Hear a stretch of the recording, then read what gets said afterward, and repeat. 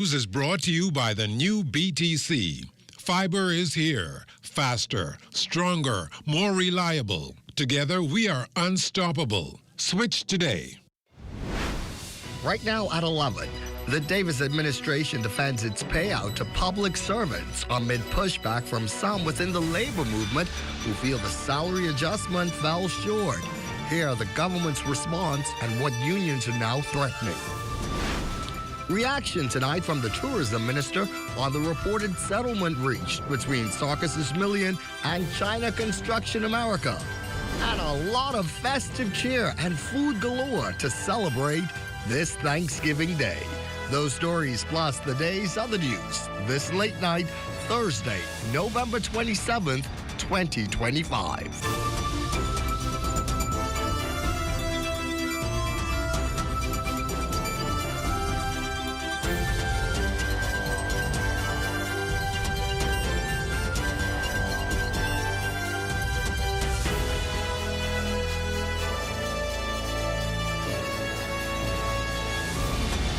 The Bahamas tonight at 11. The final word starts now. Good evening, and we're happy to have you with us this late night. I'm Corvell Pye from the big story here at 11. The Davis administration defending its payout to public servants amid pushback from some within the labor movement who feel the salary adjustments fell short. Here are the government's response and what unions are threatening now. The salary component of the government's budget growing fastest over the last 4 years as the government invests in its greatest resources as employees.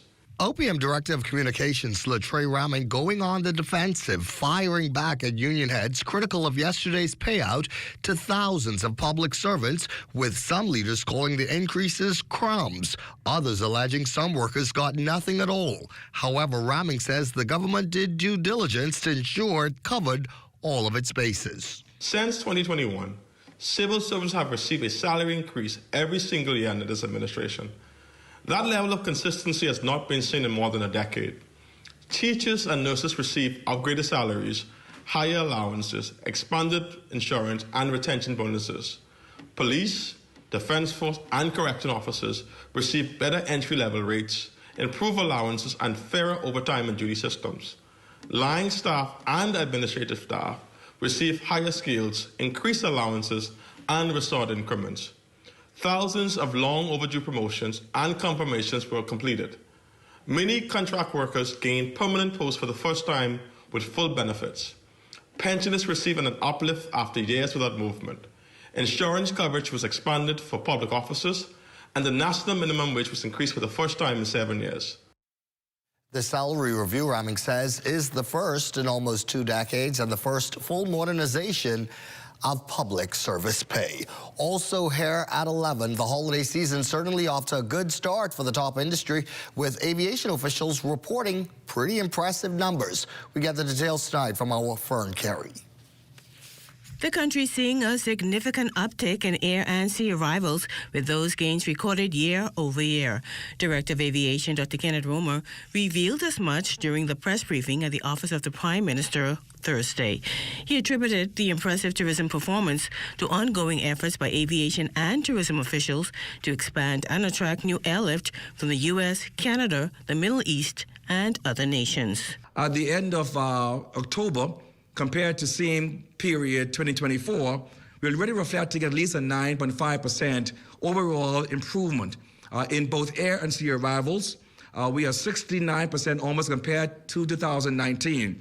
The real litmus test of our recovery, of course, and rebound, in my view, really speaks to the recovery in both Abaco and also Grand Bahama, who were most adversely impacted by Hurricane Dorian. And so Grand Bahama, I'm so proud again that they have continued to lead the way in terms of year-over-year growth. Grand Bahama stopover arrivals are reflecting almost 22% increase over 2024. Dr. Romer noted that the government is making a significant financial investment into the Airport Renaissance project as it positions the Bahamas as a regional and global leader in aviation. He also revealed that plans are in the works for a new airport hotel here in the capital. The Airport Renaissance project, through the government's initiative, is about $300,000. When we look at our private partners, the price tag again for the entire Renaissance, including the PPP, is going to be over $500 million. And I want to quantify that because when we speak about Renaissance, that $500 million really for Family Island Renaissance through PPP arrangements and also the government's input of cash. I also want to speak about the investments at LPIA. We know there was a $10 million investment on the air side, and LPIA to the president CEO has announced plans to invest some $200 million on the terminal side, inclusive of plans, the RFP for a new airport hotel. The aviation director said that phase 1 of upgrades to the Lynden Building International Airport on the air side have also been completed, while LPIA is on track to break air arrival records this Thanksgiving. For the Bahamas Tonight, I'm Fern Carey. All right, for now, just some news you may find helpful this late night. If you're taking to the skies anytime soon, be sure to check your passport's expiration date as a routine part of preparations. This after the Ministry of Foreign Affairs found that an increasing number of travelers have been turned around because their passports expire within 6 months of their return. And this considering most countries require a minimum validity period of 6 months beyond the departure for entry into their borders. Travelers are advised to check the local requirements of all transiting destinations and countries visited before making travel plans. Meantime, passports can be renewed up to 1 year before they expire, and persons holding passports whose numbers begin with E through R can renew at any time. Well, news that the decade-long fight between developer Sarkis's Million and Bahamas' main contractor, China Construction America, may have come to an end as the parties have reportedly reached a settlement is being welcomed by the government. Tourism Minister, Deputy Prime Minister, the Honorable Chester Cooper, though, speaking with only limited knowledge about this latest development in the saga Wednesday, described it as good for the Bahamas and the economy. Any settlement of a dispute in the tourism business is a good outcome, and would certainly have the support of the government of the Bahamas. I think disputes hold up progress, and if they're able to settle the matter amicably, I think that goes a long way for the economy and the Bahamian people. More encouraging news from the tourism front as all major hotels report an uptick in occupancies for the holidays. This much coming from Bahamas Hotel Tourism Association President Jackson Weish. Virtually all of our hotels would have seen an influx of guests over the course of the last several days, and obviously it culminates today. Thanksgiving, this is starting off well, straight across the board, and certainly all indications are that this momentum will continue into the festive season. The Bahamas Hotel and Tourism Association president adding that resorts are also seeing an uptick from the Canadian market. His observation coming on the heels of the country welcoming Porter Airlines' inaugural flight from Toronto to Nassau on Wednesday. I had the pleasure yesterday of meeting with the executives who came down on the Porter Airline flight. It was their inaugural flight. It came down full, and all indications are that as an entity, as a new entrant into our market, that they will do very well. And that we're that much more encouraged by the fact that generally the numbers coming out of Canada are improving. There's more to stay up for this late night. When we come back, residents across the country thankful for a free Thanksgiving meal. You're watching the Bahamas Tonight at 11. That story, the day's other news, when we come back. Imagine a world where every brand knows your name and every store awaits your arrival. Elite shopping, travel where luxury is a lifestyle and every journey feels like home. Dine where every flavor is just for you, every table reserved, and every moment a taste of perfection. Make every big moment even bigger. Experience banking where wealth isn't just managed, it's maximized. Step into a world without limits. Commonwealth Bank, leader in personal banking services. Our company offers a simple philosophy, open hands. What do open hands mean? If you keep your hands closed, nothing comes in, nothing goes out. If you keep your hands open, a lot of things comes in, a lot of things goes out. We cannot expect to be a successful company without blessing our community and blessing our country. My good friend and valued client, Dominic Stirrup, approached me following a meeting we had and told me of the idea that he had of feeding 10,000 Bahamians on Thanksgiving. There was a lot of details to put together, had to figure out how to get it done. But at the end, it was worth it. At the end, it gave me a heart of gratitude to know that our company is reaching out to so many persons. We invite you on a journey to witness an extraordinary chapter in the story of the Bahamas Striping Group of Companies, a tale of compassion, unity, and the true spirit of Thanksgiving.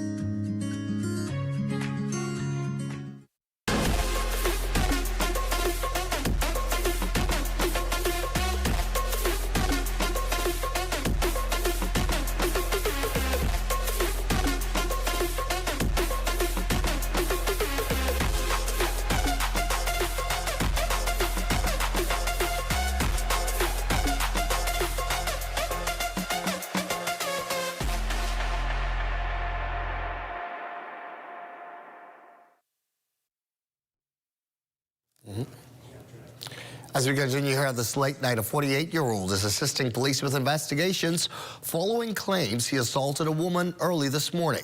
As told to the media, police were patrolling western New Providence around 3:30 this morning when they spotted a vehicle parked near the beach with a man and woman inside.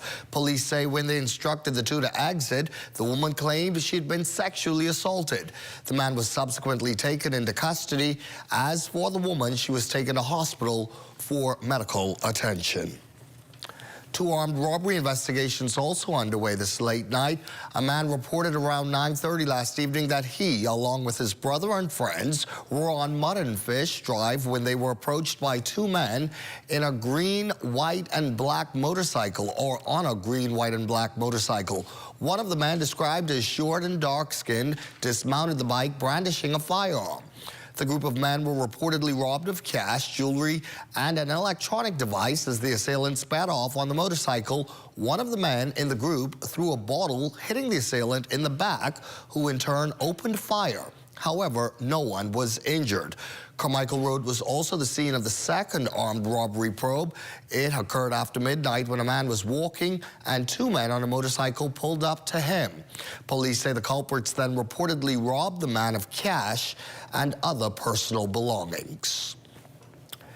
Beyond the Thanksgiving fixing, some organizations gave thanks through a selfish act or selfless act. For 3 years now, the Bahamas Striping Group of Companies has served hearty Thanksgiving plates that bring joy and reassurance that there are people who care.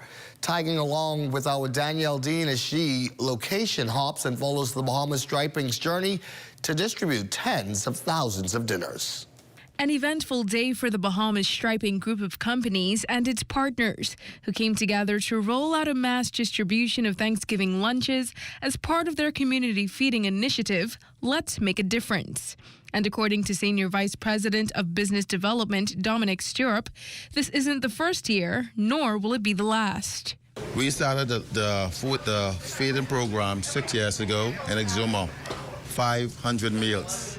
In Exuma. At that time, we thought that's a lot of meals. 6 years later, we're now doing 30,000 meals to 17 different islands in the Bahamas. The students of Bahamas Striping's long-standing partner, Aquinas College, got their hands dirty in the kitchen too, prepping hundreds of meals for the less fortunate.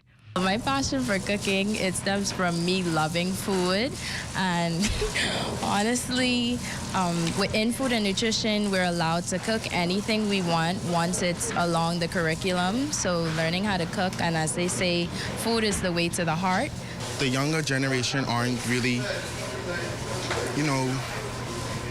community oriented, and once you step in and help the community, it shows in your personality like mine, like the dedication I have in helping in here today. Columbus Primary's deputy head girl, Tylea Sayers, also expressing her gratitude. As students, we always have to focus and make sure we get good grades and make our parents proud. So sometimes it's just good to not worry about anything and relax. ZNS General Manager Clint Watson also paused today to serve in a different way. I look on this plate and I see donations from corporate citizens. I see donations from private citizens. It's more than just a meal. It represents people who have given their hard-earned money, given their hard-earned time to make sure that somebody has a plate filled with togetherness.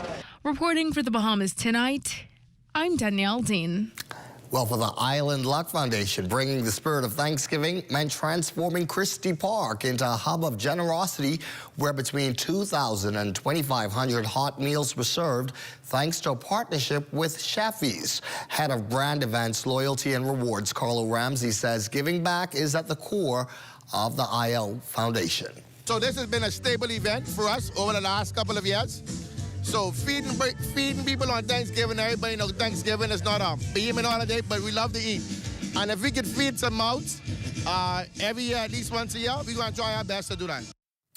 And while the team worked on the ground to serve thousands, IL Care's founder, Sebastian, says today's effort reflects the broader mission that guides the foundation year-round, a community impact that goes far beyond a single holiday event. Our commitment to nation building, being a brother's keeper, being a responsible corporate citizen never wavers.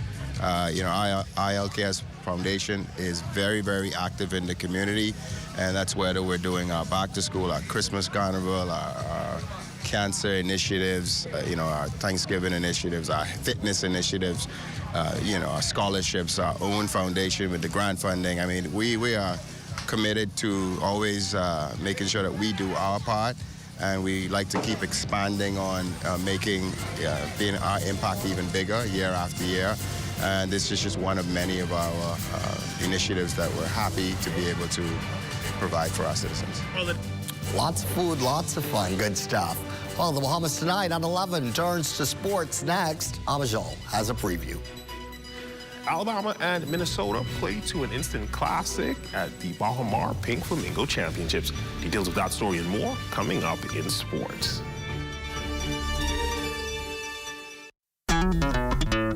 Throughout our lifetime, we must all make decisions. No matter how we choose, the right one just needs to be made. Like having J.S. Johnson Insurance Agents and Brokers as your insurance partner. We've been serving the Bahamas for over 100 years. Whether you need home, motor, marine, or commercial insurance, make the right decision. Call 397-2100 or visit jsjohnson.com. JS Johnson Insurance. Peace of mind. You've got termites and need to get rid of them fast? Trust Rentokil Initial. With over 60 years experience in the Bahamas, the global brand, training, and expertise can't be beat. Only Rentokil Initial gives you a 3-year warranty and payment plan options on termite fumigation. No one can match the range of treatments we offer, such as fumigation, pre-construction treatments, termite monitoring, and more. No matter where you are in the Bahamas, we will come to you. When it comes to complete termite eradication, there's only one name, Rentokil Initial.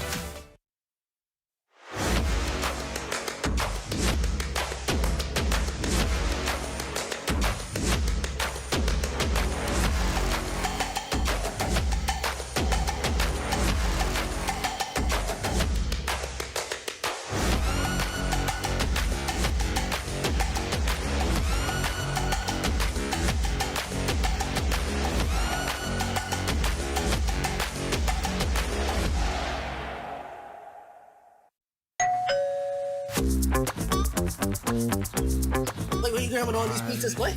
Wait, Marcos, wait. We have a special on all day large, one topping pizzas, wait. Pineapple. All. Barbecue. All. Hey, VAT included, but.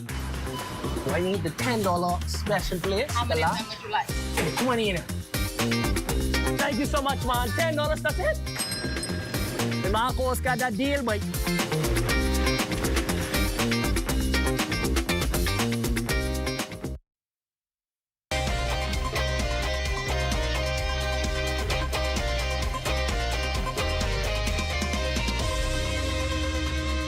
Welcome to your Thanksgiving Sports Check, everyone. I'm Amajal Knowles, topping sports, while universally, today's most popular bird will be that of a turkey over at Bahamas. It is a flamingo that holds the crown. More specifically, the Pink Flamingo Championships, which concluded last night at the Bahamas Convention Center. In the Junkanoo Division, an epic thriller between the Alabama Crimson Tide and the Minnesota Golden Gophers. The two teams would play in a back-and-forth seesaw affair until the final period. Tied at 55 with under 4 minutes to play. Alabama's defense would rally to hold Minnesota to just 3 points to secure the win 63-58. Essence Cody and Jessica Timmons led Alabama with 18 apiece, while Carly Weathers secured 11 points to go along with a team-high 7 rebounds. It's made a lot of toughness plays there down the stretch and just found a way to win. Minnesota is a very, very good team, and they're so well coached. Stone does an amazing job, and, you know, that's a tournament team we just beat. Phenomenal inside-out game, can really shoot the basketball, and they do a great job of execution. So we're really fortunate to get a few more stops down the stretch and make some plays. I think just showing us just a gratitude, having the opportunity to be here. Our coaches allowed us to be here, build as a team, and also having people like the trainers, a lot of people coming and support us, have our family down here. But most importantly, I feel like we growed a lot during this tournament. So thank you to y'all, thank you to our coaches, and thank you to the players as well. And the Battle for Atlantis men's basketball tournament tipping off yesterday as well over at the Imperial Arena at Paradise Island. Look at the highlights. Duke Miles scored 28 points, including 2 key free throws with just under 2 seconds left. Devin McLaughlin added 22 points as number 24 Vanderbilt. They would hold off Western Kentucky 83-78 to begin the tournament. Game 2, Jalen Bedford scored 17 points, and Tyler Johnson had 12 rebounds to go along with 9 points. Virginia Tech beat Colorado State 66-64 on Wednesday night to move into the winners bracket. Game 3 behind 22 points from Lazar Djokovic. VCU Rams would advance after defeating the South Florida Bulls 78-66. And in the nightcap, Paulius Moraskis scored 20 points and grabbed 9 rebounds to lead St. Mary's to a 70-65 victory over Wichita State. Still on hoops, the Bahamas women's national basketball team recently finished with a bronze at the FIBA CBC tournament in Guyana, in the process qualifying for the 2026 FIBA Central Basketball Tournament. One of the coaches on the sidelines during the window was Sharon Keno Burrows, who spoke about how the Federation hopes to maintain this momentum. What Coach Donnie, Coach Swaby, Masani, the Federation, what we're trying to do is rebuild the culture. Similar to what we did with the men's a few years ago when the top players like Buddy, Michael Thompson started to make commitments. And that's where we want to have commitments from our top young ladies, but also like Mr. Horton has put me in position to do with the men's.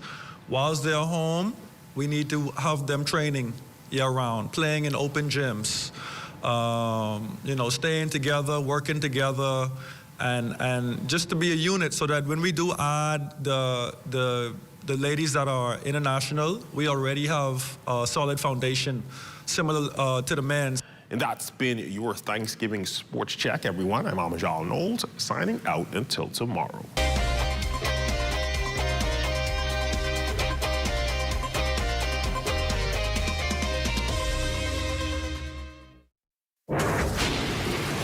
In 1953, the United States began using a female name for storms.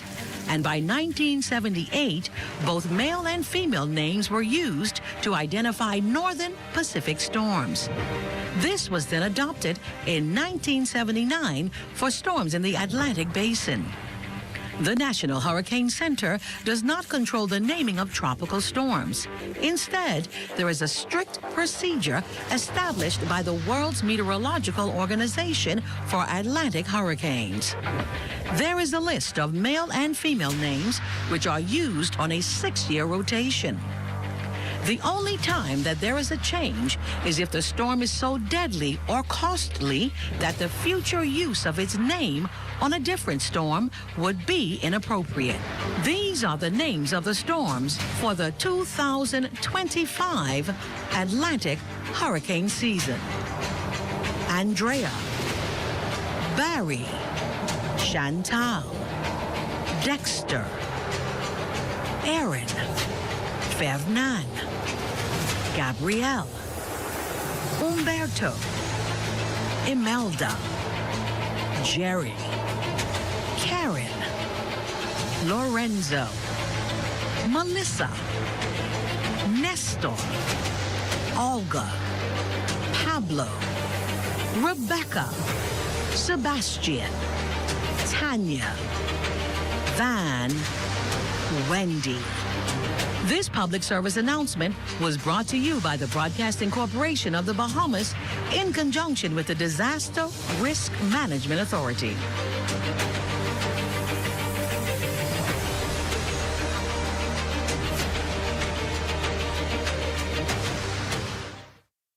Make sweet holiday memories with the whole family at Parliament Square for the annual National Christmas Tree Lighting Ceremony. The National Christmas Tree Lighting Ceremony, Monday, December 1st at 6:30 p.m. in Parliament Square. And tune into ZNS Television Network at 8 p.m. for broadcast. Also streaming on our YouTube and Facebook platforms.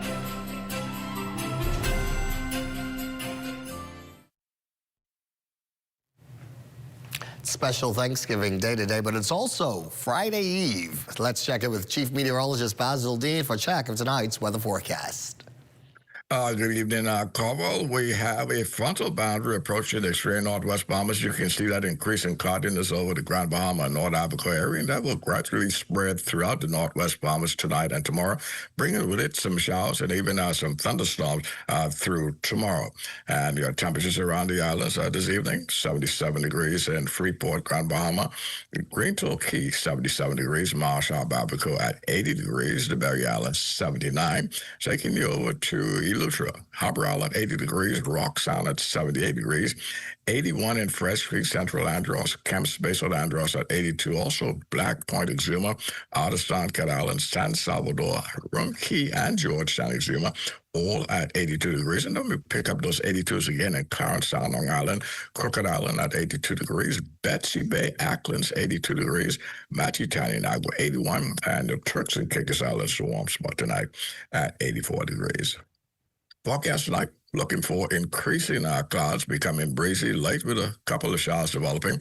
Low temperature tonight dropping off to 74 degrees. And tomorrow, winds becoming strong, considerable cloudiness, and not so warm with a passing shower or two in the forecast, particularly in the afternoon hours. The high temperature tomorrow will get up to 77 degrees. And your extended weather forecast for the next 7 days, we're looking at cloudy and breezy conditions right through Saturday, but things will start to improve as we head into Sunday afternoon, but lots of sunshine returning the early part of next week. Temperatures are pretty comfortable during the weekend, but again, we'll see a slight warming trend as we head into the middle part of next week. Carl. Thank you, Basil. A lot of talk about gratitude on this day. We are grateful that you stayed up late with us tonight.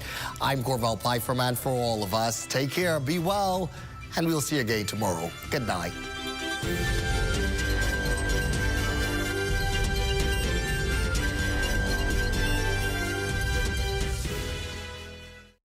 At the Sydney Poitier Bridge, I'm Kaylin Green. This is ZNS.